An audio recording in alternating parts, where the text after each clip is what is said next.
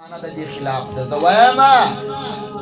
که ته ځان ته ملنګ وایې، که ته ځان ته صوفي وایې، که ته ځان ته خلیفه صاحب وایې او که بیخي ملنګ نه یې، په طریقت کې داخل نه یې، خالص د مسلمان نوم در باندې یاد وي، خپل عیبو ته به متوجه کېږي،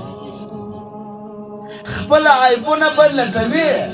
ورځ په ورځ به کوشش د دې کوي چې په ما کې کم عیب شته،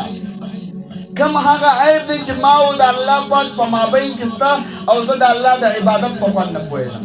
کم هغه عیب دی او کومه سنت طریقه زما ته پاته ده چې زه رسول الله صلی الله علیه وسلم سره محبت نه لرم. که په طریقت کې وي، که په کور کې ناست وي، بلکې طریقت دې پېژندو ویلا نه، خو که دې دا خپل عیبو ته توجه راواړول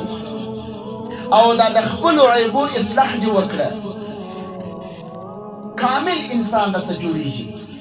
هغه د الله پاک ولی الله او دوست څخه جوړېږي. او که دې دا بله طریقه مختاره کړل چې عالم ته په بده وایه، پیر صاحب ته په بده نسبت کوه، د زمانې امارت اسلامي او نظام ته په بدو نسبتونه کوه، بس کم شی چې ستا د طبیعت خلاف سو ته ردونه ورباندې کوه، بیا به دې دغه علامه د دې نه وي چې ستا د نیکبختۍ علامه ده. ستا د نیکبختۍ علامه دا ده